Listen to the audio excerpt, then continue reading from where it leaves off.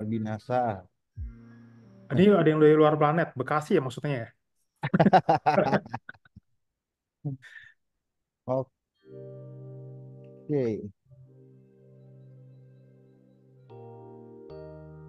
Itu ada yang ID-nya JMFE apaan tuh private key?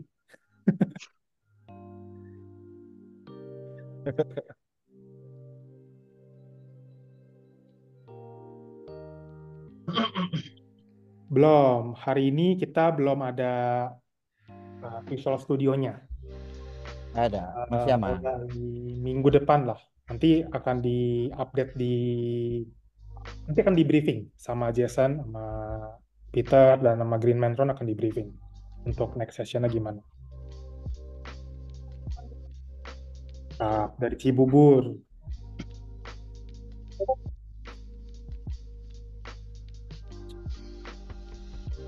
Dari Indonesia. Iya sih, memang buat Indonesia doang kok. Karena kita pakai bahasa Indonesia. Absen dari Kudus. Diri dari rumah. Nah, sebenarnya pertanyaan yang bikin jadi segambreng ini, nih, kalian dapat infonya dari mana? Sosial media blog dev kah? Dari teman, tetangga, pacar, selingkuhan? Dari masih. Dari Kak Jason, dari Blog Dev. Iklan Instagram. Mantap. Tukang bakso. Wah, tukang baksonya keren juga ini. Kang Basnya bawa hati nih. Dari mantan. Wah, dari SGU. Iklan Exchange, Utopia, Easy Godau, webinar hari Senin. Dari HTSan. Janda kamu. Luar Dari biasa. Utama. Menarik, menarik, menarik, menarik. Um, apa kabar? Itu baterai gue 2% lagi, nggak bawa charger.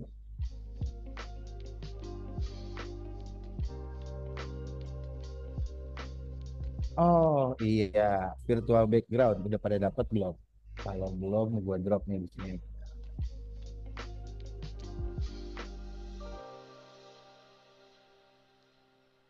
Gue drop di chat virtual backgroundnya biar seragam.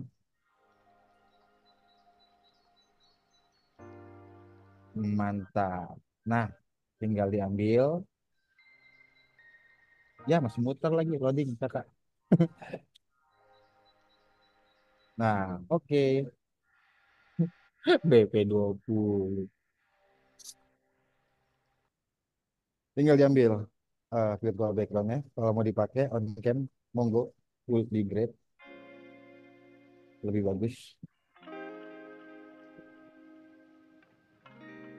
Baik, baik, baik.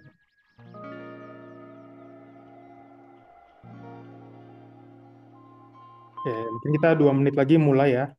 Udah Yuhu. mulai mulai ramai. Virtual backgroundnya udah di drop ya. Tinggal diambil. Ini.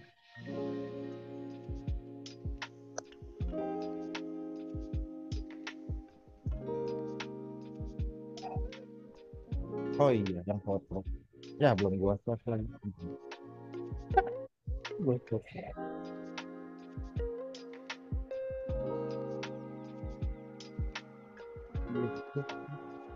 Yang share sama satu HP.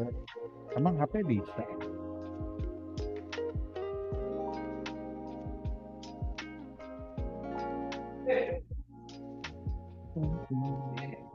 Horornya saya. Horor jangan dibikin tembusan.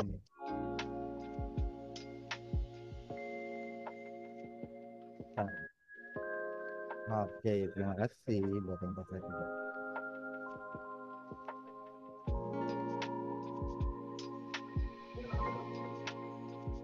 Eh, teks gue nanti di tele ya. Baterai gue 1%. Gak apa om kalau nggak on cam. Kalau nggak pede.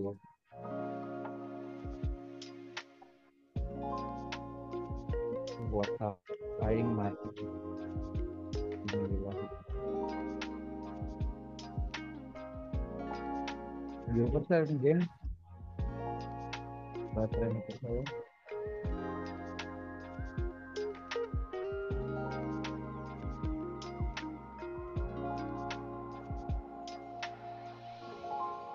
Oke. Mungkin Bang Ron udah boleh dimulai, Bang. Asik. Kopinya udah pada siap semua? Kopi udah disiapin. Cemilan yang belum boleh disiap-siapin. Nah, rokok jangan lupa. Tapi kalau mau ngerokok, matiin kamera dulu. So, terima kasih semuanya antusiasnya udah pada datang di kelas rutin kita ini. Hitungannya sebenarnya batch one ini karena kita memang spesifik untuk creating new developer ya, dan ini sangat awam untuk teman-teman yang memang basicnya non IT. Jadi buat teman-teman yang non IT pun ini welcoming banget. Kita memang start dari nol. Walaupun nanti ada coding-codingan. Kalau nggak salah di sesi 3 sampai 6. Dan salam kenal, saya Green Menron. Gitu. Bukan moderator sih sebenarnya gitu. Saya cuma mantau doang. Karena di Blog Dev nggak ada GM-GM, nggak ada selamat pagi, selamat siang. Gitu. Jadi ya udah kita ngobrol biasa aja seputar apa yang mau diobrolin. Gitu. Nah, di sini kita Pelita Blog Dev ID collab sama Pelita Bangsa. Sebelumnya kita udah pernah bikin mini workshop itu 3 sesi. Nah, sekarang kita bikin kelas rutin ini lebih banyak 6 sesi dan lebih slow ya kita belajar bareng. Balik lagi buat teman-teman yang basic non IT itu eh, bisa lah co-op untuk ngikutin pelan-pelan kayak gitu. Sisanya untuk next info, kelas-kelas lain dan segala macamnya itu pasti akan ada di Telegramnya Blog Dev, jangan lupa. Dan buat teman-teman yang nggak bisa chat di Telegramnya Blog Dev, bisa PM aku di Tele, gitu. Kasih tahu username-nya, nanti aku kick dulu, join lagi. Tapi jangan lupa dipencet captcha-nya ya, kayak gitu. Biar nggak di-kick sama bot. Gitu. Jadi captcha itu untuk deteksi kalian bot atau bukan. Karena saat ini members kami berarti hampir 3.000 itu nggak ada yang bot karena mereka mencet captcha semua kayak gitu.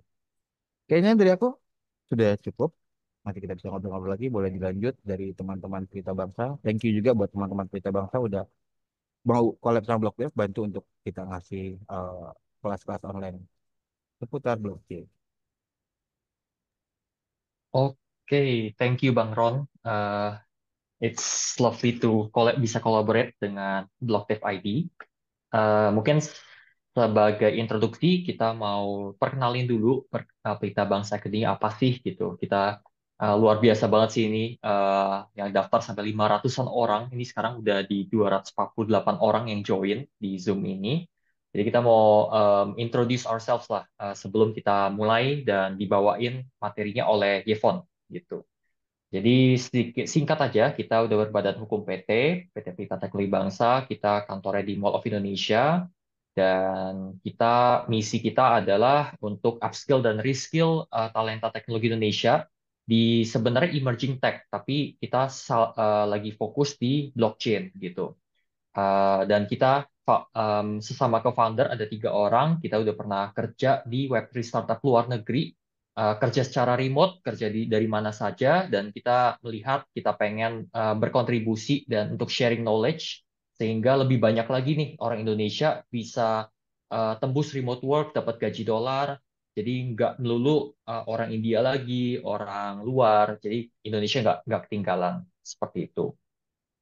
Nah, singkatnya program utama kita memang ada bootcamp, di mana kita menawarkan program intensif belajar 3 bulan, dan kita ngajarin smart contract development, cara hacking, cara secure-nya, cara gas optimization, sampai bikin project akhir blockchain application. Dan kita di sini mentoring sampai benar-benar kalian dapat apa namanya pekerjaan remote, dan kita kasih ada career acceleration coaching juga gitu. Lalu selain program berbayar, kita selalu mengadakan program-program yang tidak berbayar juga atau berbayar tapi sangat murah, seperti yang dilakukan sama Blocktif ID sebelumnya 99.000, tapi yang kali ini kita gratiskan. Misalnya kita ada webinar, kita ada acara di kampus SGU, Swiss German University, dan lain sebagainya. Jadi more to come. Dan kita udah capai lebih dari 800 orang ya, dari 30 kota. Walaupun kita tergolong baru tahun ini beroperasional gitu. Dan roadmap kita memang sekarang di edukasi. Kita fokus all out di edukasi, tapi ke depannya kita mau masuk juga ke rekrutmen dan consulting kalau memang sudah saatnya. Jadi untuk di edukasi kita juga menyediakan online bootcamp, corporate training, dan Web3 event, organizer dan speaker. Lalu di rekrutmen kita akan menyediakan talent sourcing, job placement, career counseling, dan terakhir di consulting nanti kita akan menawarkan teknologi consulting, research and development, sama smart contract auditing seperti itu. Jadi kalau teman-teman yang mungkin wah kampus saya didatengin dong gitu, nah silakan nanti kontak ke kita aja, reach out. Misalnya kalian bisa menghubungkan ke kampus kalian atau kantor kalian butuh corporate training atau jasa-jasa lainnya atau mungkin ada ide kolaborasi, feel free to reach out. Nanti Peter Mulyadi yang standby akan menjawab ide kolaborasi. Nanti kita bisa diskusi lebih lanjut. Ya kurang lebih seperti itu untuk perkenalannya. Saya serahkan balik lagi ke Yevon untuk dimulai kalau gitu. Thank you. Oke, thank you Jason, thank you Bang Ron untuk introduction-nya. Jadi kita hari ini akan bahas dulu nih mengenai blockchain fundamental. Jadi kita ini kelasnya total ada 6 sesi, di mana sesi pertama hari ini kita bahas blockchain fundamental. Nah, mungkin satu dua kata ini ya, saran buat teman-teman. Apa yang teman-teman baru pelajari hari ini, khususnya dari non-IT atau mungkin teman dari non-tech, akan terasa sangat asing dan sangat memusingkan lah istilah-istilahnya. Tapi tenang aja, karena saya sendiri juga background-nya bukan dari IT ya. Kalau teman-teman mau tahu, saya S1-nya itu teknik sipil. Jadi saya sudah pernah lah merasakan sulitnya masuk ke dunia IT, tapi pada akhirnya ya berhasil gitu puji Tuhan ya. Nah, jadi kita dengan visi misi ingin membawa banyak orang Indonesia untuk menjadi dev, bukan hanya di lokal tapi juga internasional, maka diadakanlah Pelita Bangsa dan kerjasama dengan Blok Dev seperti ini. Jadi teman-teman kalau ada kesulitan jangan takut, nanti tanya-tanya aja di grup Telegram. Nanti ada Bang Ron, ada saya, ada Jason, dan ada teman-teman yang bisa bantu jawab kesulitan teman-teman. Seperti itu. Dan nanti recordingnya kan ada, itu akan di-upload di YouTube-nya Blog Dev. Nanti teman-teman bisa review ulang sampai teman-teman bisa ngerti semua konsep yang dijelaskan hari ini. Seperti itu. Nah, kalau ada pertanyaan, silakan langsung tanya di chatnya. Mungkin kalau teman-teman yang pengen open mic itu nanti di akhir sesi banget. Tapi kalau teman-teman punya pertanyaan selama sesi ini, langsung aja bertanya di kolom chat atau di kolom Q&A. Nanti kita akan bantu jawab, baik secara lisan atau baik di chat kita jawabnya. Seperti itu. Oke, kita lanjut dulu. Ya, jadi seperti introduction dulu. Jadi memang saya S1-nya itu teknik sipil di salah satu kampus swasta di Tangerang. Dan kemudian kita bertiga, founder Pelita Bangsa, itu sudah pernah kerja di startup luar negeri selama 2 tahunan kurang lebih, itu di company Singapura. Dan saat ini kita udah mencar lah. Jadi saya kerja di BitTime, Jason kerja sebagai remote smart contract developer, dan Peter itu kerja di company Singapura juga kalau nggak salah. Eh, di bagian GameFi kurang lebih. Nah, kebetulan saya juga cukup punya banyak teaching experience, itu baik di institusi formal maupun non-formal, dan sudah melakukan global engagement ke berbagai negara. Jadi tahun ini saya udah ke Jepang sama ke Rusia untuk presentasi, dan tahun lalu itu udah ke Singapura, dan ada juga secara daring itu untuk audiens Sri Lanka, Malaysia, dan Thailand. Nah, jadi target kita di sini di Berita Bangsa itu bukan hanya sekedar teman-teman bisa dapat ilmu, tapi kita juga mau share pengalaman kita, tips and trick, dan kita mentoring agar teman-teman itu bisa mencapai ini semua. Karena pada kenyataannya kalau teman-teman ahli dalam suatu ilmu, tapi kalau misalkan nggak ada koneksi atau mungkin nggak ada bimbingan, nah itu agak sulit mencapai uh, bisa kerja di luar negeri, seperti itulah kurang lebih. Nah, itulah visi misi dari Berita Bangsa. Oke, ini tadi sudah dijelaskan oleh Jason, kita berbadan hukum. Nah, hari ini kita akan bahas mengenai apa sih itu blockchain, khususnya apa sih itu Ethereum.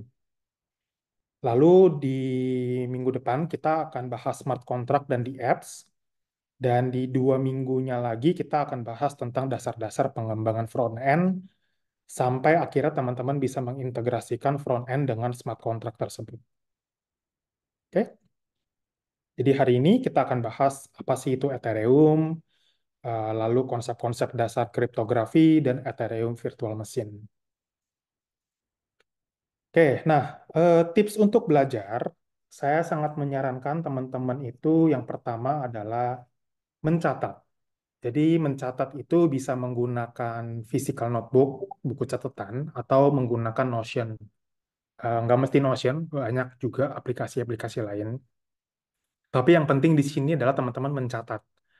Karena kalau teman-teman tidak mencatat, itu apa yang didengar hari ini, besok pagi bisa jadi udah lupa.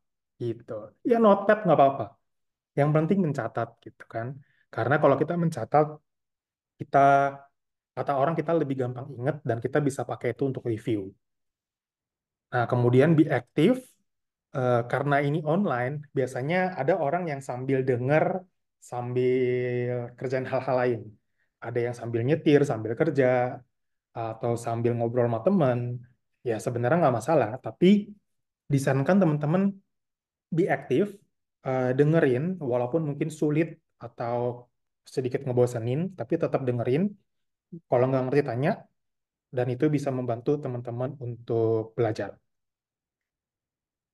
Nah, open kamera karena biasanya kalau kita close cam, kita bisa sambil tiduran, bisa sambil kerjaan yang lain. Tapi kalau kita open cam, kita kan mau nggak mau standby depan laptop nih, jadi pasti lebih fokus gitu. Nah, oke, kita lanjut dulu, langsung masuk ke materinya, ke Ethereum. Nah, mungkin di sini teman-teman ada yang trading, ada yang mungkin pernah baca berita, jadi tahulah apa itu Ethereum. Kalau disingkat ETH, eh, ya di platform-platform trading itu banyak lah token-token ETH. Nah, tapi sebenarnya Ethereum itu apa sih? Ethereum itu diciptakan di tahun 2015 oleh seseorang namanya Vitalik Buterin. Dan Ethereum ini sifatnya open source. Apa sih artinya open source? Artinya, kalau teman-teman mau menciptakan blockchain lain yang menggunakan code base-nya Ethereum, itu technically bisa. Jadi teman-teman tuh bisa menciptakan blockchain lain dengan kode dasarnya si Ethereum. Nah, tapi kenapa kita mau pakai Ethereum? Karena tentunya Ethereum itu udah lama, udah teruji, dan terdesentralisasi sehingga lebih sulit untuk dihack. Nah, kemudian agak berbeda nih dengan Bitcoin, terutama pasca proof of stake itu. Jadi kalau di Ethereum itu tidak ada halving mechanism. Jadi kalau teman-teman baca berita atau teman-teman yang trading aktif di kripto, Bitcoin itu ada istilah halving, di mana di setiap periode tertentu itu reward miningnya berkurang setengah. Berkurang setengah sampai akhirnya supply Bitcoin itu habis intinya. Nah, tapi di dalam Ethereum itu tidak ada konsep halving. Yang ada itu adalah konsep block reward adjustment. Artinya setiap blok itu reward yang dikasih ke miner itu nilainya berbeda, tergantung berbagai kondisi, termasuk jumlah transaksi dan lain-lain. Nah, sebenarnya blockchain lain tuh banyak, teman-teman. Kita tuh ada banyak ya, ada Algorand, ada yang layer 2-nya Ethereum, pokoknya banyak deh. Tapi kenapa sih kita belajarnya Ethereum dulu? Nah, di sini teman-teman mesti ingat, di sini saya tidak bilang Ethereum yang terbaik, oke? Saya tidak bilang Ethereum itu yang terbaik dan satu-satunya yang teman-teman perlu pelajari, tidak. Tapi teman-teman perlu belajar Ethereum karena ini adalah titik awal buat kita masuk ke dunia blockchain. Kenapa? Karena dia secara network itu paling banyak digunakan, secara teknologi juga paling banyak digunakan, dan komunitas developernya itu sangat banyak, sangat besar. Jadi kalau teman-teman ke acara Web3, ke acara tech, itu lebih gampang menemukan developer Ethereum dibanding developer di blockchain lain. Nah, seperti itu. Nanti ada alasan lain kenapa kita belajarnya Ethereum.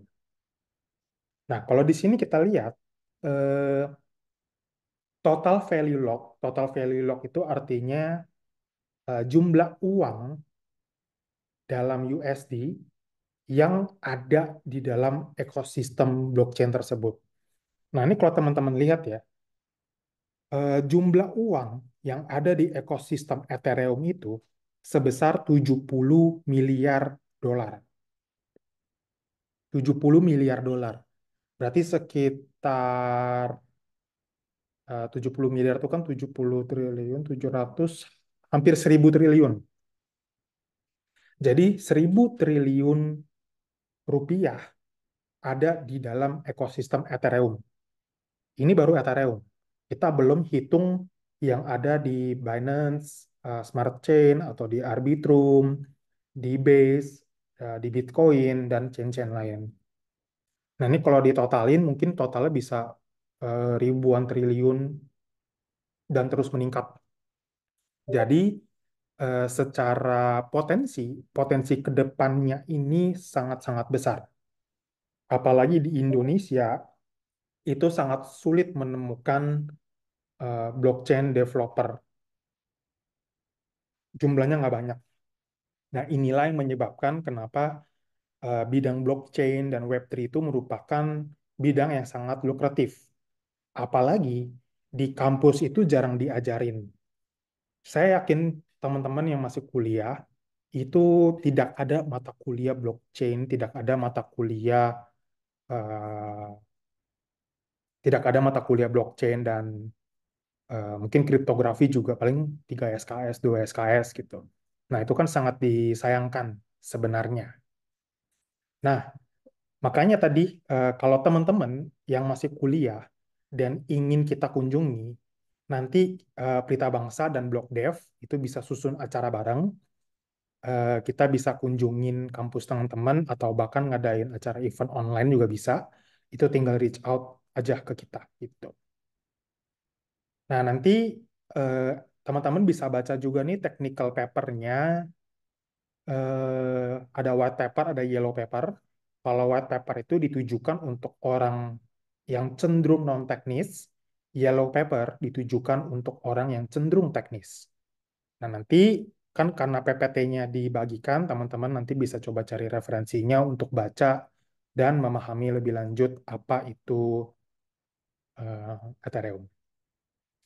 Nah, ini yang tadi saya bilang, alasan lain kita menggunakan belajar Ethereum adalah teman-teman cukup belajar satu bahasa pemrograman, satu konsep, itu nanti istilahnya itu, kalau teman-teman pernah dengar Solidity, ya.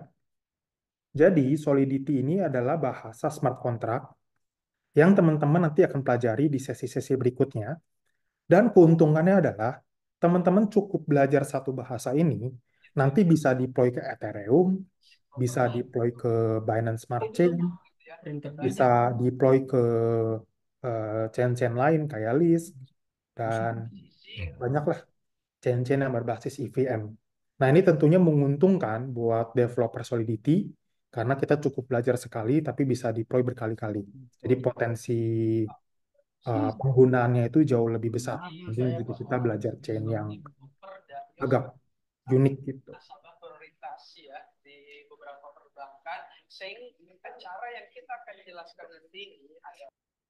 Oke, kita lanjut dulu. Nah, eh, blockchain itu apa sebenarnya? Jadi eh, blockchain itu konsep dasarnya dia itu terdesentralisasi. Artinya apa? Kalau teman-teman mengoperasikan node, jadi node itu adalah yang melakukan validasi transaksi. Eh, Node itu terdistribusi di seluruh dunia, yang artinya ketika teman-teman melakukan transaksi di dalam jaringan Ethereum, data transaksi itu tidak disimpan di satu database sentral, tetapi data tersebut akan disebar di seluruh dunia, dan ini menguntungkan. Kenapa? Karena pertama, ada resiliensi, artinya tidak ada insiden di mana satu node mati, data tersebut tidak bisa diakses. Lalu juga meningkatkan integrity, artinya data tersebut tidak bisa diubah.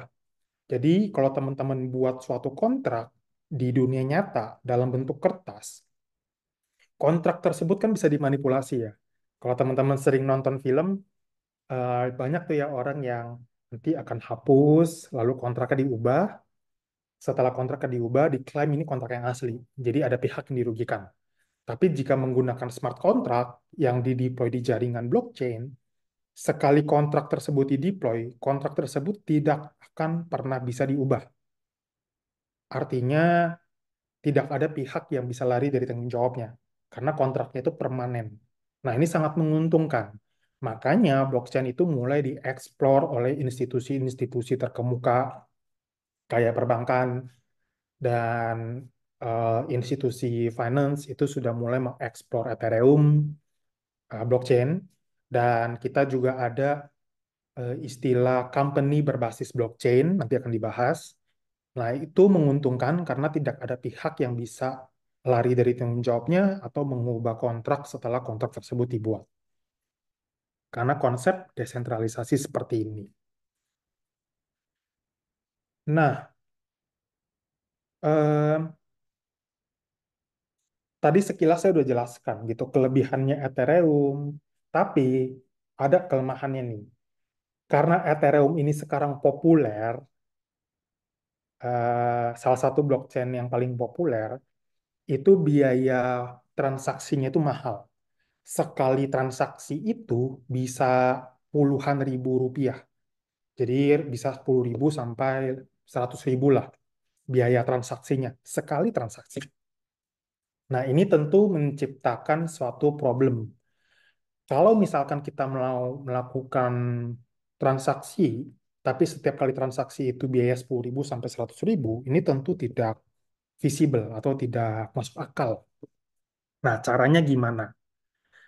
Ada istilah namanya scaling Ethereum, ada sharding dan layer 2. Nah, kalau sharding ini saya nggak akan banyak bahas, tapi intinya sharding itu membagi eh, Ethereum menjadi beberapa jaringan. Nanti jaringan ini akan memaintain data flow-nya masing-masing. Itu kurang lebih konsepnya sharding, tapi kita skip dulu karena ini agak advance. Nah, tapi yang paling populer saat ini itu adalah layer 2, layer 2 solution. Nah, teman-teman yang trading lagi nih balik. Teman-teman yang trading pasti sudah mengenal eh, beberapa nama di sini. Ada Starknet, ada Optimism, ada Arbitrum, ada Base, ada Polygon, Zcasing, Gnosis, dan lain-lain. Nah, ini semua adalah solusi layer 2, solusi layer 2. Nah, layer 2 itu apa? Kalau teman-teman yang baru dengar istilah layer 2, artinya ini jaringan Ethereum yang merah ini. Nah, di atas jaringan Ethereum, kita taruh satu jaringan lagi, ini disebut layer 2. Nah, nanti ketika kita melakukan transaksi, semua transaksi kita itu dilakukan terhadap layer 2. Nanti layer 2 akan ngumpulin datanya, ngepooling data transaksinya, kemudian akan dikirim ke ETH, ke Ethereum-nya. Jadi konsep pooling ini eh, memberikan kita benefit, artinya transaksinya bisa lebih banyak dan lebih murah, tetapi juga mendapatkan sisi dari keamanannya Ethereum. Karena balik lagi, karena Ethereum itu sudah terdesentralisasi, data kita terdesentralisasi, maka kita tidak bisa mengubah kontrak karena saksinya banyak. Nah, layer 2 ini memanfaatkan keamanannya Ethereum, tapi punya keunggulan sendiri, transaksi lebih banyak dan biayanya lebih murah. Nah, setiap layer 2 punya keunikan sendiri. Nanti teman-teman bisa baca tuh masing-masing dokumentasinya, kira-kira mana sih layer 2 yang cocok buat teman-teman gitu. Oke, coba saya jawab pertanyaan. Eh, margin, manta, oke ini tidak. Oke, waduh, ini pada promosi. Eh, Chainbase lagi up ya, Chainbase lagi up dan lagi ada acaranya juga ya, programnya banyak. Kalau terdesentralisasi, bagaimana tingkat keamanan untuk transaksi? Sebenarnya untuk transaksi itu, eh, kalau kita transaksi di jaringan Ethereum, sebenarnya semua transaksi kita itu kelihatan oleh orang lain. Makanya nanti ada istilah di sini, ada layer 2 ZK. Nah, ZK itu artinya kita tidak bisa melihat transaksinya eh, di Block Explorer. Artinya, kalaupun kita tahu, itu tidak bisa kita sangkut pautkan dengan satu orang tertentu. Bahkan kita nggak tahu siapa pengirimnya, siapa penerimanya, kalau kita pakai ZK. Kita lanjut dulu.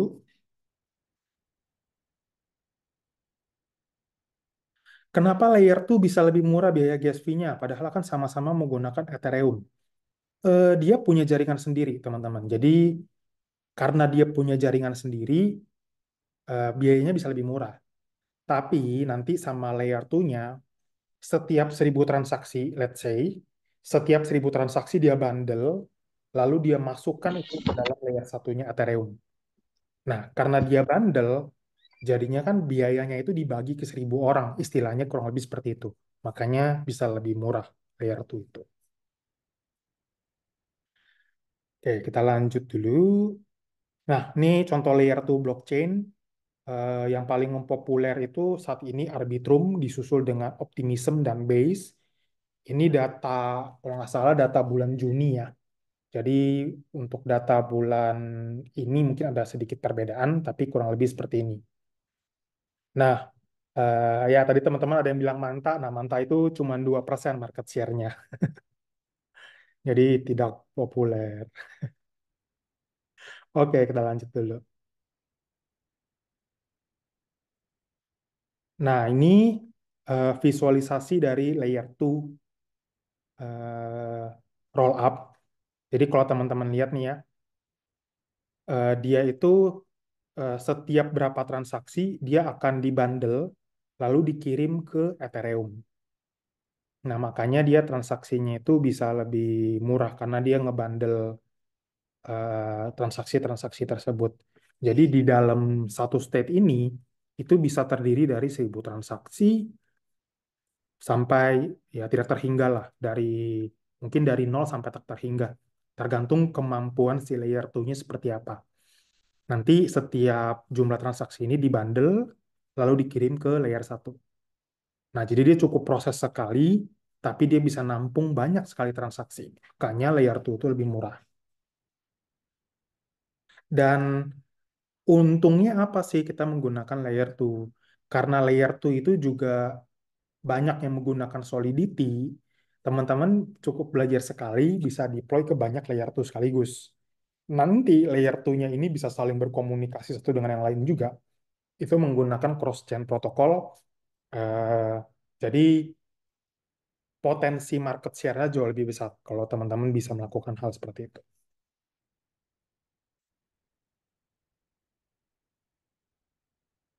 Layer 2 berarti kayak third party. Iya betul, karena dia berbeda dengan Ethereum. Nah, layer 2 juga perkembangannya makin pesat, jadi ini membuktikan bahwa layer 2 itu merupakan solusi yang visible untuk Ethereum. Oke, nah saya sambil jawab pertanyaan dulu. Ada yang bertanya, untuk sharding di Ethereum, apakah untuk setiap shard berfungsi sama seperti perjaringan Celestia yang juga menerapkan sharding? Kurang lebih konsepnya mirip. Kurang lebih konsepnya mirip. Hmm, berarti kalau pakai layer 2, penengah menuju ETH, speed-nya itu hanya dipengaruhi oleh layer 2 itu sendiri. Dan biasa layer 2 itu jauh lebih cepat dibanding Ethereum. Gitu.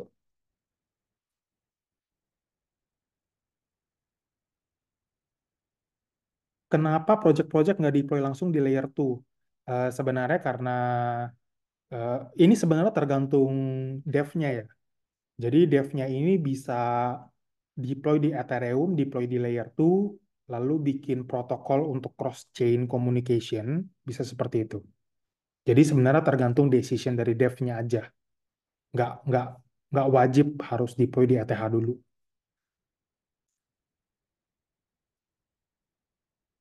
Apakah kecepatan transaksi di blockchain bisa diatur? Sebenarnya kecepatan transaksi blockchain itu diatur oleh block time-nya. Jadi kalau misalkan ada jaringan yang block time-nya itu 10 detik, ada yang 10 menit. Nah, kalau yang jaringannya block time-nya 10 detik, itu artinya transaksinya lebih cepat. Gitu aja. Apabila Ethereum amit-amit hilang, berarti layer 2 juga hilang. Eh, Sebenarnya kalau kita bilang Ethereum hilang itu nggak mungkin. Karena kalau misalnya layer 2 Ethereum hilang, berarti semua orang harus semua orang di dunia ini yang pegang Ethereum harus sama-sama sepakat 100% suaranya untuk menghilangkan jaringan itu. Kalau misalkan tidak ada, berarti jaringan itu tetap akan ada terus. Jadi nggak mungkin gitu. Iya, sebenarnya layer 0, layer 1, layer 2, layer 3 itu sebenarnya artinya layer 2 dibangun di atas layer 1, layer 3 dibangun di atas layer 2, dan gitu seterusnya. Yes, layer 2 membuat bloknya sendiri. Oke, kita lanjut dulu. Nah, Ethereum itu menggunakan, kita akan bahas konsep dasar Ethereum. Nah, eh, di Ethereum itu kita menggunakan sistem accountingnya account balance. Jadi account balance itu mirip saldo di bank. Artinya apa? Misalkan saya punya duit 1 juta rupiah, Jason punya duit 200 ribu, dia transfer 200 ribu ke saya, sekarang saldo saya 1.200.000. Sesimpel itu. Kalau di Ethereum, dia persis seperti saldo bank, saldo digital dari suatu bank. Nah, sedangkan kalau di dalam blockchain seperti Cardano atau Bitcoin, mereka itu sistem accountingnya pakai UTXO. Nah, UTXO ini apa? UTXO itu artinya setiap kita mengirim transaksi, misalkan 0,8 BTC, nah 0,8 BTC ini itu dia akan menggabungkan beberapa transaksi sebelumnya, lalu dia akan kirim keluar. Jadi ini seperti teman-teman punya Lego, eh, teman-teman butuh bayar sekian Lego, nah teman-teman akan cabut Legonya, lalu akan kirim Legonya ke orang, teman-teman punya sisa Lego. Nah, itu konsepnya UTXO. Nah, sekarang ini belum terlalu penting, tapi nanti ini penting kalau teman-teman mau bikin debt atau melakukan forensik transaksi blockchain, ini akan menjadi penting.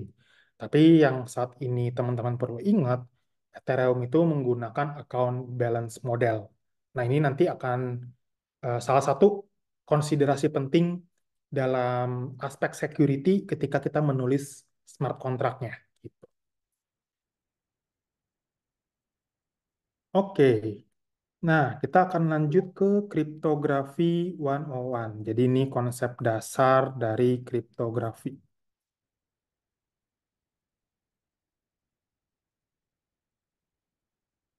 Oke, nah sebenarnya blockchain itu sangat erat kaitannya dengan kriptografi. Makanya mata uang digital di jaringan blockchain itu disebutnya cryptocurrency. Nah, kata kripto itu dari kriptografi, ya. Jadi cryptocurrency itu sebenarnya mata uang yang berdiri di atas teknologi blockchain menggunakan konsep kriptografi. Nah, kita akan belajar dulu nih beberapa konsep kriptografi yang penting di sini. Nah, konsep kriptografi pertama itu adalah hashing. Jadi hashing itu dia akan mengkonversi satu teks menjadi teks lain. Ini kita sebut sebagai hashing. Tujuannya apa? Tujuannya adalah untuk menjamin integritas dari satu teks. Contohnya gini, saya kirim satu surat, satu email ke Jason.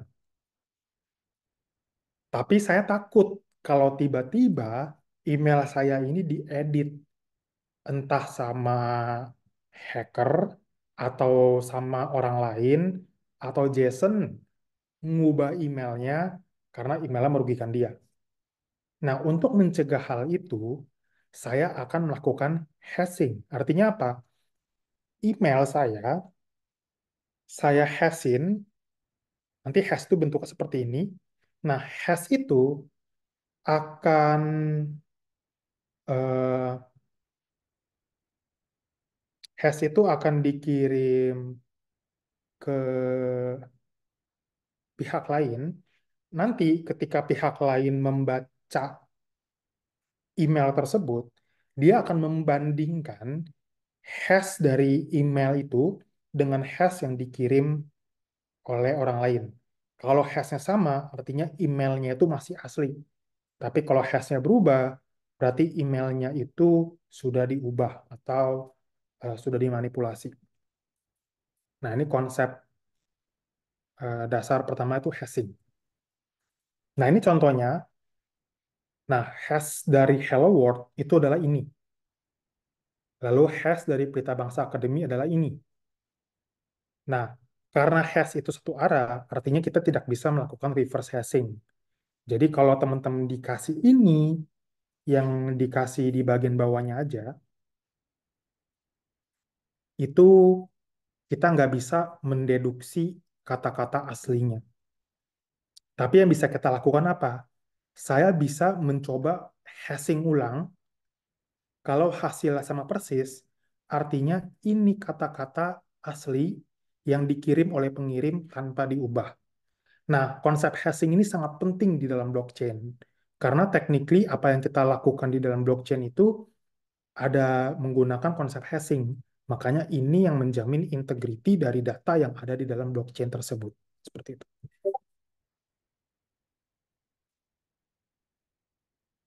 Oke, konsep beda.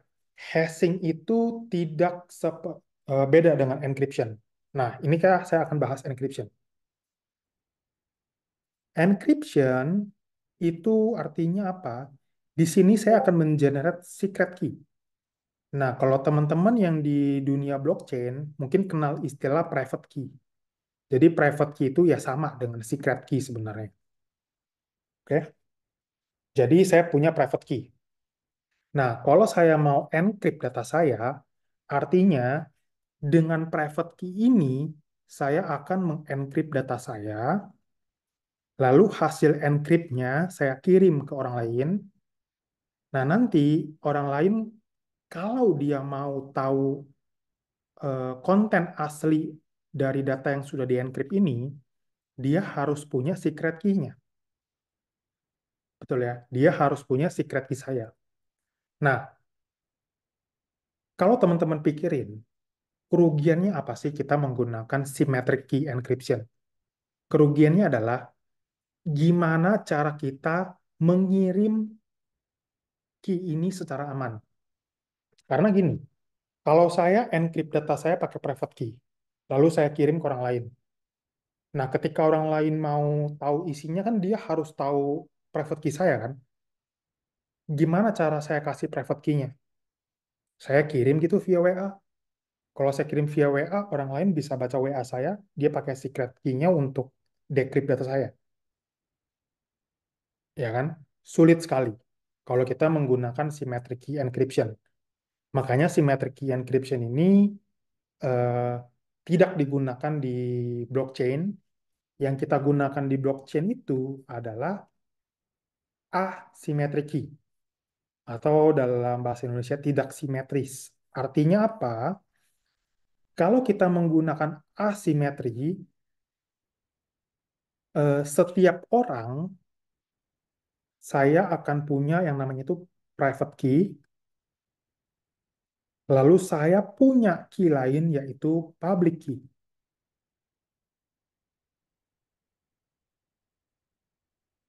Oke, ketika saya mau mengirim data saya ke orang lain, misalkan ini saya Yevon, nah ini misalkan Jason, saya mau kirim data saya ke Jason, caranya gimana?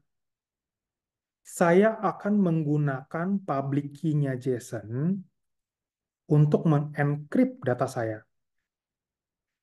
Public key sesuai namanya itu tidak apa-apa diketahui orang. Karena public key tidak bisa decrypt. Yang bisa decrypt itu hanya private key. Tapi public key hanya bisa encrypt. Jadi makanya ini disebut sebagai asimetri. Karena public key hanya bisa encrypt, tidak bisa decrypt. Oke? Sedangkan untuk decrypt kita harus menggunakan private key. Makanya ketika saya mau ngirim data, yang saya kirim adalah sorry, saya akan menggunakan public key-nya JSON untuk mengencrypt data saya, lalu saya kirim, lalu ketika JSON ingin membaca data ini, dia akan menggunakan private key-nya untuk mendecrypt. Nah, ini adalah konsep yang kita gunakan ketika kita mengirim balance ke orang. Jadi sebenarnya Ethereum address itu adalah public key. Oke? Ethereum address itu adalah public key. Bitcoin address, Cardano, apapun chain teman-teman gunakan, address itu adalah public key. Karena address itu public key, maka address itu nggak apa-apa diketahui orang lain. Tapi private key dari address tersebut hanya boleh dipegang oleh teman-teman, karena itu yang digunakan untuk mengakses datanya. Jadi ini konsep yang digunakan di dalam blockchain. Kita tidak menggunakan simetrik, tapi kita tidak menggunakan simetrik, tapi kita menggunakan asimetrik. Oke, nah saya akan jawab dulu beberapa pertanyaan. Contoh private key yang mana? Kalau teman-teman menggunakan MetaMask, ada passphrase. Nah, passphrase itu ekivalen dengan private key, walaupun sebenarnya berbeda ya. Tapi ekivalen dengan private key. Makanya passphrase itu nggak boleh dikasih ke orang. Eh, Berarti si ciphertext itu ditentukan juga siapa yang bisa decrypt, betul. Betul. Karena kita pas encrypt kan menggunakan private key orang itu, maka hanya orang itu yang bisa membuka datanya atau mendecrypt datanya. Ya, Axel, betul, udah dijawab Christian, kurang lebih seperti itu analoginya. Walaupun ada perbedaan, tapi nggak apa-apa. Itu kurang lebih benar. Apakah ETH memakai hashing MD5? Enggak. dia pakai kecak 256 yang merupakan turunan dari SA256 gitu. Public gembok, private kunci. Ya kurang lebih ya, kurang lebih. Oke, kita lanjut dulu.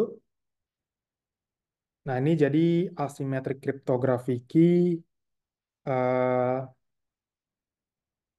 di Ethereum. Ya, di Ethereum kurang lebih sama konsepnya.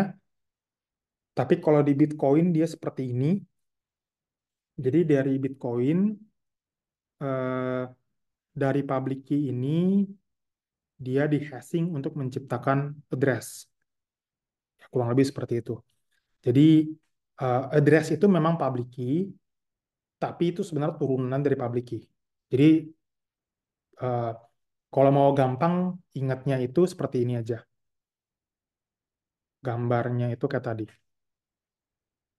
yang ini. Jadi dari private key, kita generate public key, lalu di generate Bitcoin address-nya. Ya gitu. Makanya kenapa orang Bitcoin address itu kita tahu itu nggak masalah, nggak akan bisa dihack karena ini merupakan hashing dari public key. Andai kata dia tahu public key-nya aja, itu nggak bisa dicari private key-nya. Jadi hampir impossible lah untuk menghack eh, Bitcoin address atau Ethereum address. Kurang lebih konsepnya seperti itu.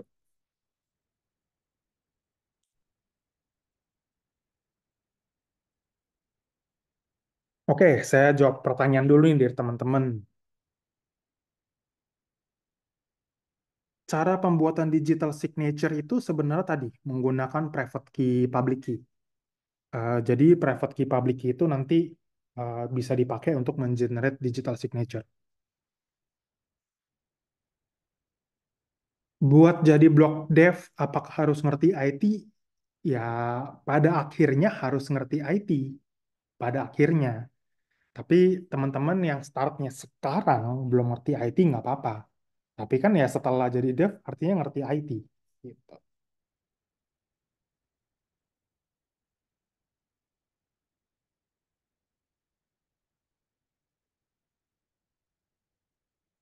Hmm,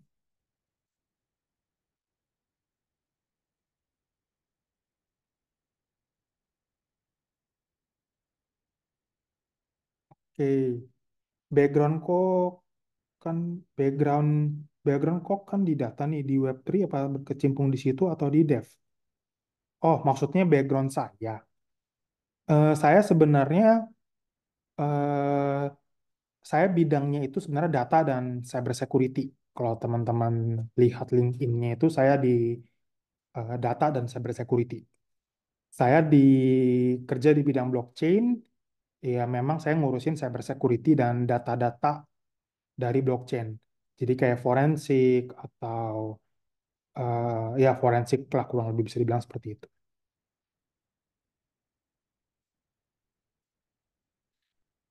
Web3 itu sama dengan blockchain kah? Beda. Ya, Web3 itu berjalan di atas blockchain. Dia menggunakan teknologi blockchain. Betul.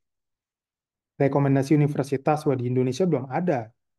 Di Indonesia tuh belum ada.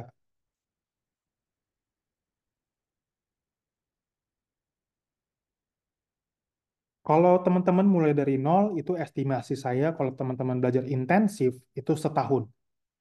Setahun sampai 2 tahun itu udah siap jadi dev gitu.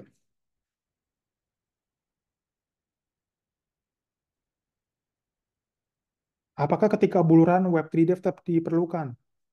Wah, sebenarnya eh, mau pas buluran, mau pas lagi bear itu tetap, tetap dibutuhkan. Jadi nggak masalah.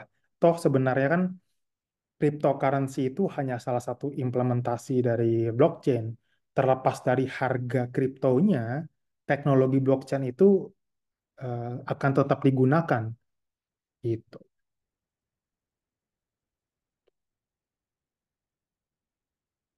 Oke, kita, eh, saya coba cek Slido-nya dulu.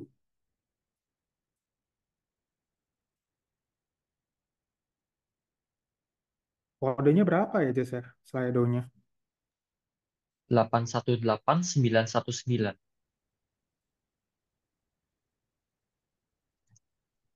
Oke, kita buka Slido-nya dulu.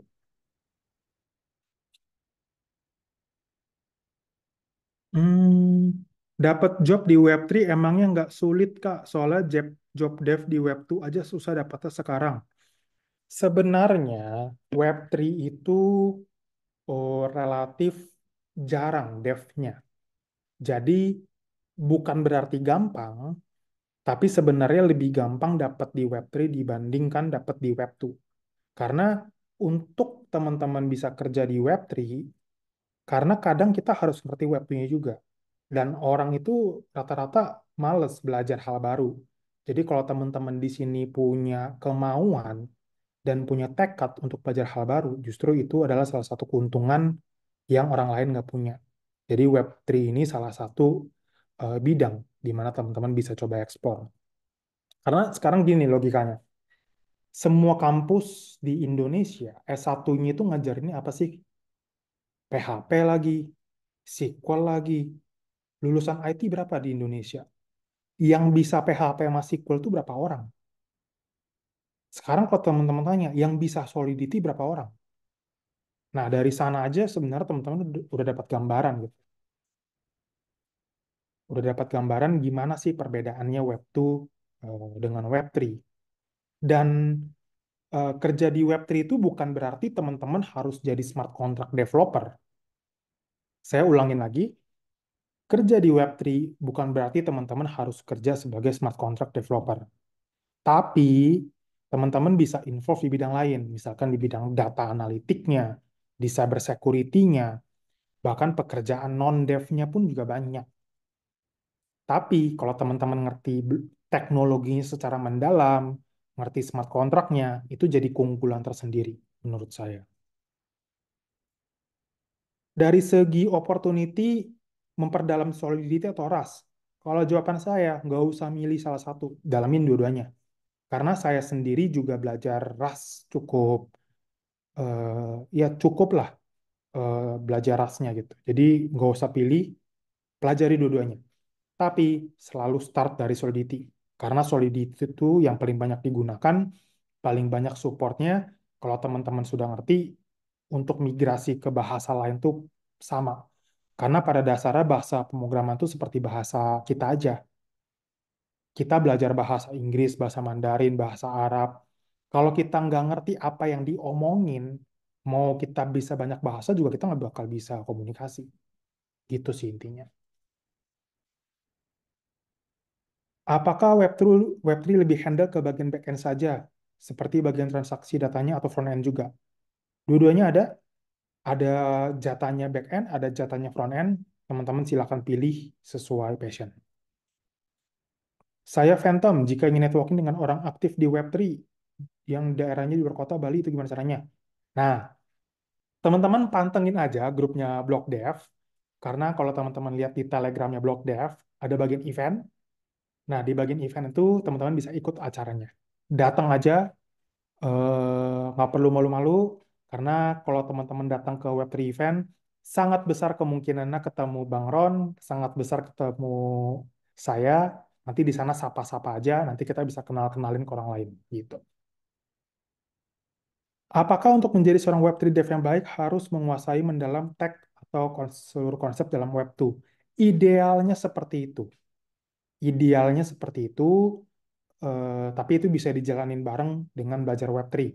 Karena ketika teman-teman ikut bootcamp Web3 atau belajar Web3, pada akhirnya teman-teman juga akan belajar web development, database, eh, software development lifecycle, Linux, dan lain-lain. Jadi idealnya sih tetap ahli Web2-nya gitu.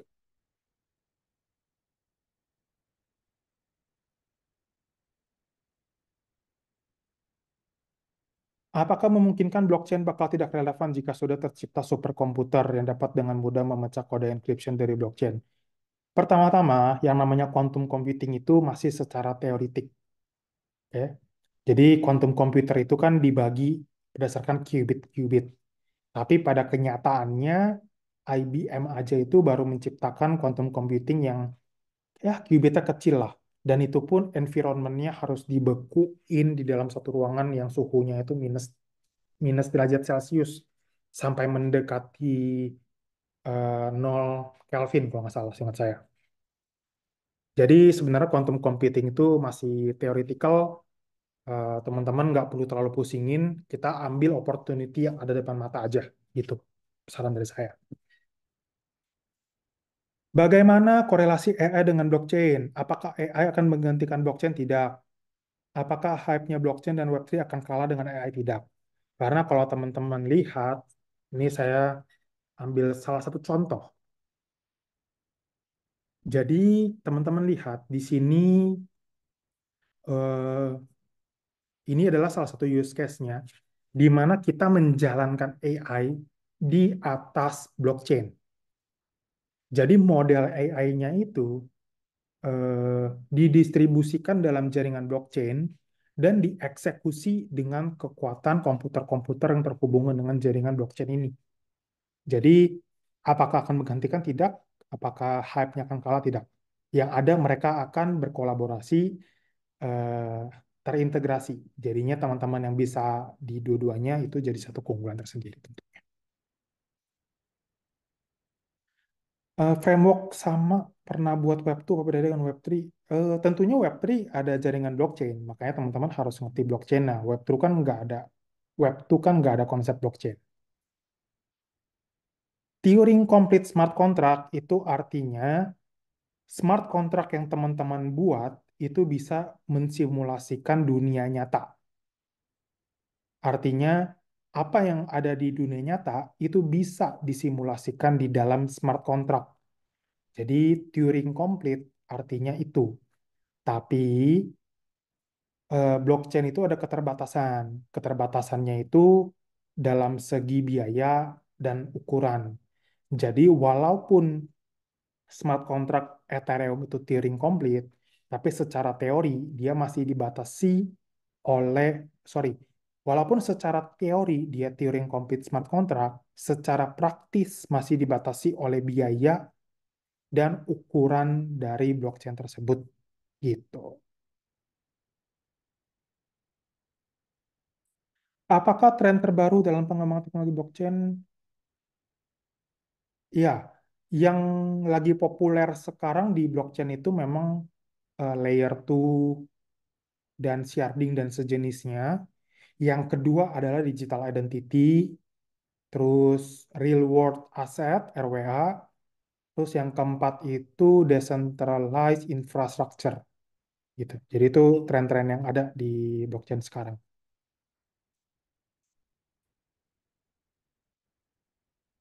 Oke, mungkin saya lanjut dulu nih materinya baru saya lanjut jawab. Oke, nah kita materi terakhir itu Advanced Ethereum. Jadi tadi saya udah bahas, jadi dari private key kita bisa generate address. Nah, blockchain itu ketika dia mengirimkan transaksi ke dalam jaringan blockchain, si wallet ini akan mengkonstruk suatu data yang isinya itu from, to, value, data, gas price, gas limit, nonce, dan signature-nya. Data ini kemudian dibundle dan dikirim ke blockchain node. Nah, eh, karena blockchain itu kan terdiri dari kata block dan chain, blok ini, satu blok itu terdiri dari beberapa transaksi. Nanti saya akan tunjukin. Nah, ini gas. Oke. Nah, ini bloknya. Jadi setiap blok itu ada istilah header dan ada istilah body. Di mana header itu berisi data hash dari blok sebelumnya, lalu nonce-nya, timestamp-nya, eh, gas yang digunakan, dan istilah-istilah lain. Nah, paling gampang, ini saya skip dulu deh. Nah, paling gampang kita buka itu di Etherscan. Nah, jadi teman-teman itu Etherscan itu adalah block explorer yang artinya kita bisa menggunakan website ini untuk melihat semua transaksi yang ada di dalam jaringan blockchain gitu. Nah, ini kita lihat nih ya. Eh, jadi di sini ada latest block dan latest transaction. Nah, satu blok itu berisi banyak sekali transaction.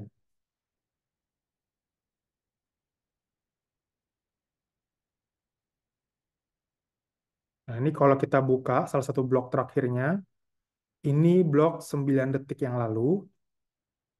Nah, kita lihat ya teman-teman ya. Di dalam satu blok ini itu diciptakan 53 detik yang lalu. Dan di dalam blok ini itu ada 207 transaksi. Oke. Nah, kalau kita klik, nah ini adalah semua transaksi yang tercatat di dalam blok ini. Jadi sebenarnya transaksi kita di jaringan Ethereum itu kelihatan sama yang lain. Tapi ya kadang kita nggak bisa mengasosiasikan satu address dengan satu entity tertentu. Nah, kalau kita lihat, ini ada 207 transaksi di dalam satu blok. Kalau kita buka salah satu transaksinya, kita bisa lihat apa yang dilakukan oleh orang ini. Jadi si address ini itu mengirimkan 0,12 ETH ke wallet address ini. Dan kalau kita klik wallet address ini, kita bisa lihat total balance yang dia punya itu sekitar 19 ETH. Dan ini transaksi-transaksi yang dilakukan oleh address ini. Dan kita bisa lihat nih, transaksi ini dilakukan di blok berapa. Kurang lebih kayak gitu. Iya, sama. Semua blockchain itu sama konsepnya. Jadi kita bisa melihat transaksi-transaksi ini. Nah, makanya ada orang yang concern dengan data-data ini. Karena artinya data-data kita itu tidak rahasia. Jadi memang anonim, tapi anonimnya itu tidak 100%. Karena kita masih bisa lihat jumlah transaksinya dan eh, dikirim dari siapa dan ke siapa. Makanya ada teknologi baru yang kita sebut sebagai zero knowledge. Saya ketik ya, itu zero knowledge atau ZK istilahnya. Jadi ZK itu adalah salah satu teknologi layer 2 di mana dia akan menampung transaksi, lalu transaksi ini dibundle dan kemudian dikirim ke layer 1. Makanya ZK ini lebih privacy. Nah, makanya kenapa ZK itu salah satu yang sedang populer dan lagi coba dieksplor oleh banyak institusi karena menjamin kerahasiaan. Nah, salah satu use case-nya itu bisa untuk healthcare, bisa untuk voting. Karena kalau votingnya menggunakan jaringan Ethereum, kita bisa lihat eh, paslon mana yang dipilih oleh orang tertentu. Dan ini kan jadi concern keamanan gitu. Sedangkan kalau zcaching, sorry bukan zcaching, maksudnya menggunakan teknologi zk itu kita nggak bisa ngelihat orang ini ngevote siapa. Jadi privasinya lebih terjaga itu. Bedanya ZK sama Monero apa? Sebenarnya kalau kita bahas secara teknis, dia itu beda kriptografinya aja sih. Cuman ZK itu rata-rata sekarang digunakannya di layer 2 Ethereum gitu. Apakah teknologi ZK ada kelemahan? Tentunya ada.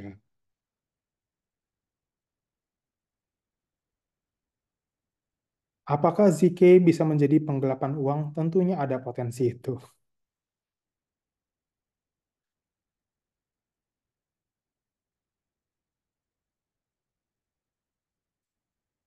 Oke. Mau nanya gas fee atau fee transaksi dihitung berdasarkan apa? Oke, ini pertanyaan bagus.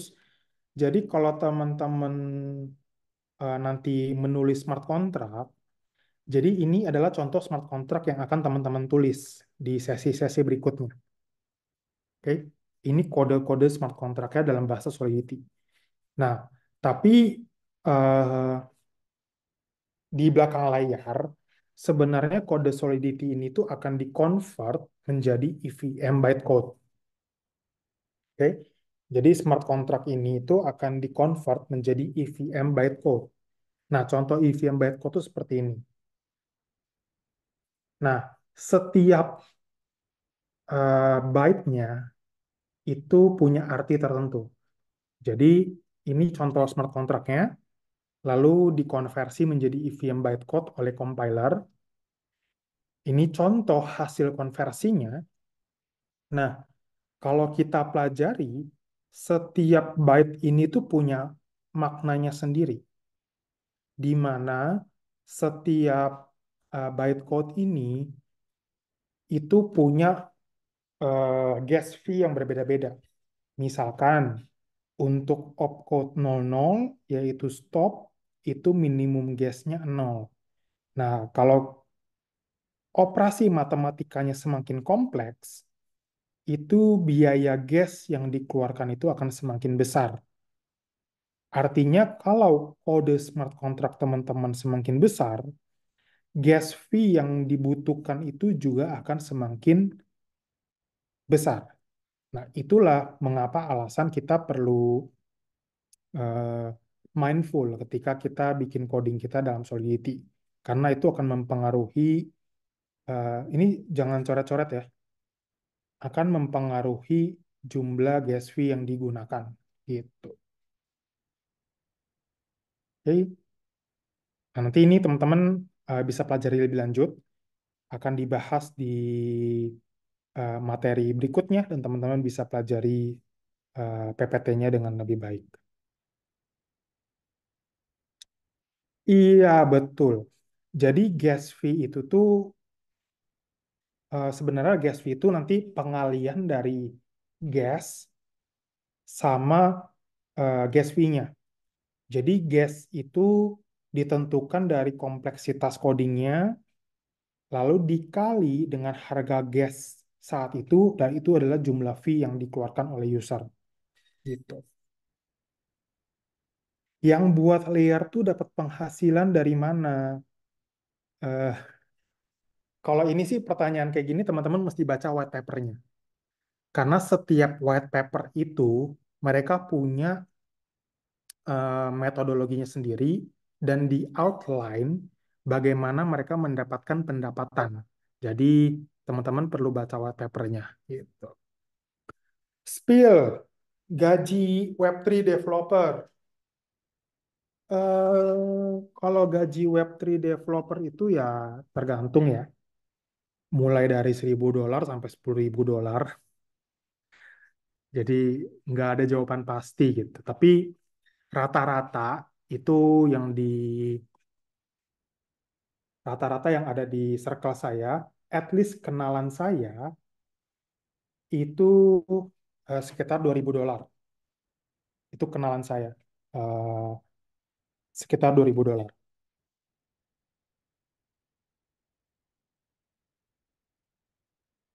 Oke, kita balik lagi ke Slido sebelum kita ini. Oke, compliance dan regulation penggunaan teknologi blockchain untuk menjalankan perusahaan. Kayak misalnya di supply chain bagaimana ya? Apakah sudah disupport? Eh, saya agak kurang ngerti pertanyaannya, tapi intinya blockchain itu memang sudah digunakan di beberapa institusi. Nah, salah satunya itu untuk RWA. Nah, nanti kita akan share contoh RWA itu apa. Ini bisa teman-teman eksplor lah. Gimana? $2.000 apakah sudah termasuk pembagian token? Iya, iya. Jadi kalau tempat saya kerja dulu itu belum termasuk token. Jadi nanti token ada tambahannya lagi.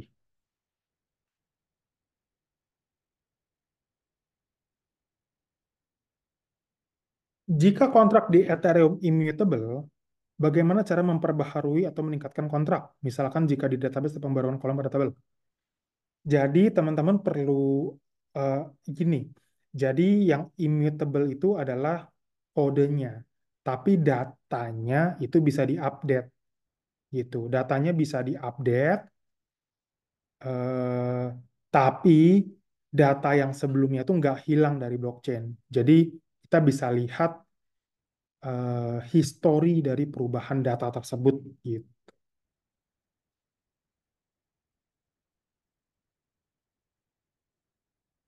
Rekomen universitas. Wah, kalau di Indonesia belum ada.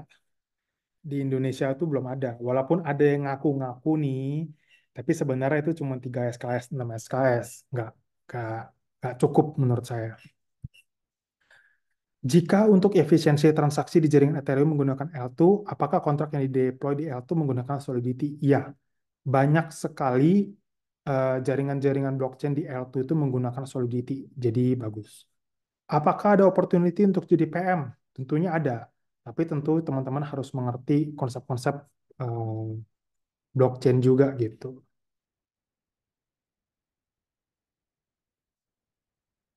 Apakah bisa menggunakan blockchain tapi transaksinya masih menggunakan rupiah, tidak menggunakan kripto? Tidak bisa. Jadi uang rupiahnya itu harus ditokenisasi dulu atau di RWA-in dulu gitu.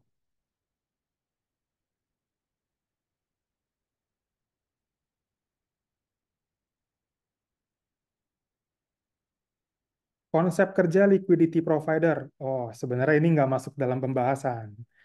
Kalau di bootcamp, ini saya contoh nih ya, ini saya spill materi bootcamp kita.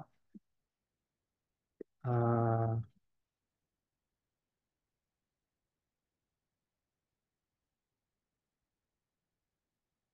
Nah, ini contoh materi bootcamp kita. Jadi kalau teman-teman lihat di bootcamp kita tuh memang kita ngebahas konsep DeFi secara keseluruhan, contoh use case-nya, stablecoin-nya. Lalu kita juga bahas tuh konsep liquidity pool, lalu konsep DEX cara kerjanya gimana, lalu konsep market maker itu seperti apa, lalu kita juga bahas apa sih itu staking, liquid restaking, lalu potensi kelemahan security-nya gimana, lalu kita juga bahas konsep-konsep tokenisasi dalam NFT, DAO, dan lain-lain. Jadi memang kalau di bootcamp itu kita bahasnya lebih dalam. Itu jadi termasuk RWA, tokenisasi RWA, itu gimana cara kerjanya, pembagiannya, lalu kita juga ngoding Oracle dan lain-lain gitu. Jadi kalau di bootcamp memang kita bahasnya lebih banyak, tapi bukan berarti teman-teman yang tidak ikut bootcamp itu tidak bisa belajar. Tidak, karena materinya itu sebenarnya banyak di internet. Teman-teman bisa coba cari sendiri. Di grupnya Blog Dev itu kan juga banyak share materi ya. Banyak share materi, itu teman-teman bisa pelajari dan bisa tanya di sana. Dan juga banyak dev-dev yang handal lah di sana. Jadi bukan berarti teman-teman yang tidak ikut bootcamp nggak bisa belajar jadi Web3 dev. Nggak. Itu nggak juga gitu. Oke, karena kita waktunya sisa 7 menit, kita akan jelasin penggunaan LMS untuk materi kelas rutin Blog Dev ini. Karena nanti semua materi, quiz, dan materi-materi tambahan itu semua akan diupload ke dalam LMS. Oke, mungkin Jason atau Peter mau onboarding LMS-nya, silakan. Oke, sip, thank you, Yevon. Dan ini saya lihat lumayan aktif ya, banyak yang bertanya. Saya izin share screen dulu sebentar. Oke, share screen one. Oke. Oke, screen saya mungkin sudah terlihat. Sudah. Udah, Oke, Pak. kalau dilihat nih kita websitenya pritabangsa.co.id, tapi untuk LMS-nya nanti linknya akan ada di lms.pritabangsa.co.id. Nah, di sini kita ada dua course ya, yang pasti ini terproteksi untuk murid-murid kita, tapi kita sudah siapkan untuk kalian course ini, kelas rutin Blocktif ID, jadi silahkan klik Get Access atau login. Nanti silahkan login pakai kalian punya email dengan password yang mungkin bisa di-share sama Bro Peter. Nah, nanti jadi setelah kalian login, dan nanti kalian akan langsung bisa masuk melihat seperti ini, bisa di site home, dan kalian bisa masuk nih ke kelas rutin Blocktif ID. Jadi pas kalian masuk ke kelas rutin Blocktif ID, nanti kita akan tambahkan rekaman kelas, materi PDF di sini. Dan mungkin kalau sampai ada pre-reading, ada hal yang perlu kalian siapkan, misalnya seperti VS Code atau apa namanya plugin tertentu atau tools lainnya, Node.js dan sebagainya. Nanti akan kita tampilkan di sini di masing-masing sesi ini. Nah, nanti di sini juga ada selamat datang dan juga jadwal kelas. Kalau selamat datang ini cuman kita ajak kalian juga kalau mau masuk ke Discord kita, diklik aja di sini dan kalian silahkan masuk dan memperkenalkan diri kalian. Gara-gara kita ada lumayan banyak ya dari berbagai kota. Dan kebanyakan kita diskusi mau teknis atau maupun non teknis itu bisa berlangsung di channel Blocktif ID. Nah, khusus untuk program ini kita buka nih untuk kalian bisa diskusi juga. Oke, sama username Discord kita yang tim inti Pelita Bangsa Academy ada saya, ini username saya, username Evon sama username Peter Mulyadi. Dan untuk jadwalnya seperti yang sudah ada di ini ya, 7 Agustus sampai 18 September, kita bakal ada break di 21 Agustus 2024 gara-gara kita akan ada mengikuti acara koinvestasi di Coinvest Asia di Bali. Seperti itu.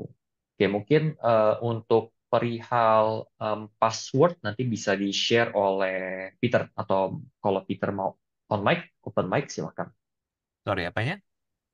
Untuk akses ke Moodle atau mungkin dari Yevon juga nggak apa. Yaitu aksesnya udah saya taruh di chat. Jadi teman-teman login ke lms.pelitabangsa.co.id. Nanti untuk username-nya pakai email yang teman-teman gunakan ketika mendaftar kelas. Password-nya itu change me. Nanti akan diminta ganti password. Nah, make sure teman-teman catat password-nya. Nanti di sana teman-teman bisa akses kelasnya. Nah, lebih seperti itu. Nah, nanti untuk diskusi, teman-teman bisa join grupnya Telegramnya Blog Dev. Harusnya udah pada join, tapi kalau belum ada yang join, silakan join. Karena di sana teman-teman bisa diskusi, networking, dan juga lihat event-event Web3 yang ada di Jakarta dan sekitarnya. Gitu. Oke, paling itu aja. Oke, ini mungkin dari Peter bisa tolong bantu untuk Discord link-nya. Oke, itu link Discord-nya udah ada nih. Saya kasih di chat. Ya, silahkan ada di chat. Udah pada masuk semua nih. Oke, sip. Oke, Mantap. welcome welcome semua. Terdengar suaranya pasti. Ya, terdengar suaranya. Oke, kita masih ada 5 sesi lagi. Dalam minggu depan kita akan membahas lebih ke smart contract dan juga decentralized application. Masih overview, belum sampai masuk mendalam. Jadi stay tune di acara kita.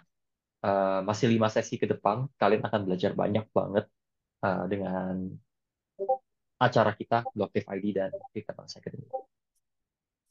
link Telegramnya Blockdev. Nah, itu dia.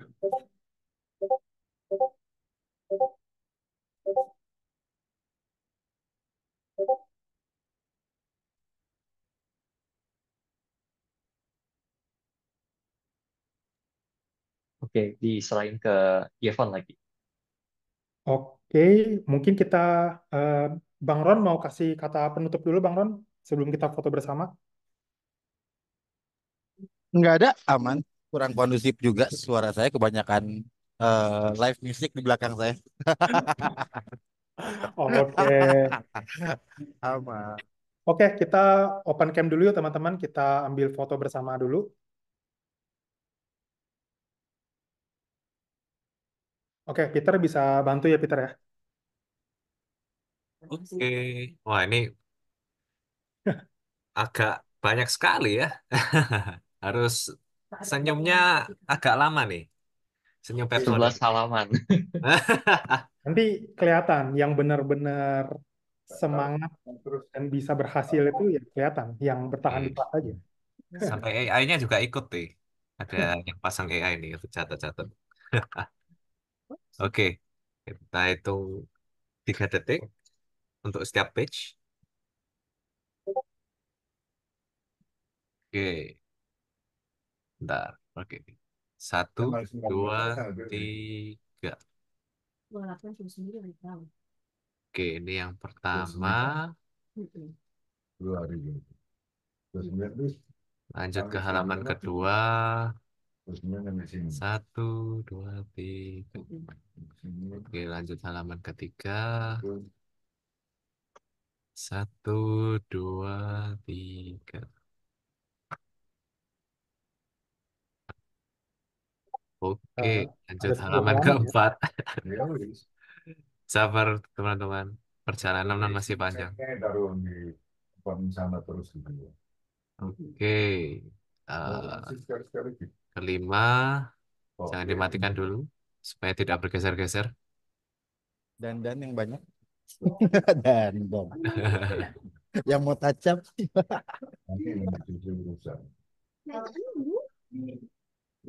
Oke, 6. Kalau perwibu semua. 6,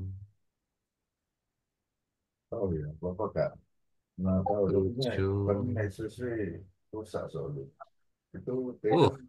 Lumayan nih. 8.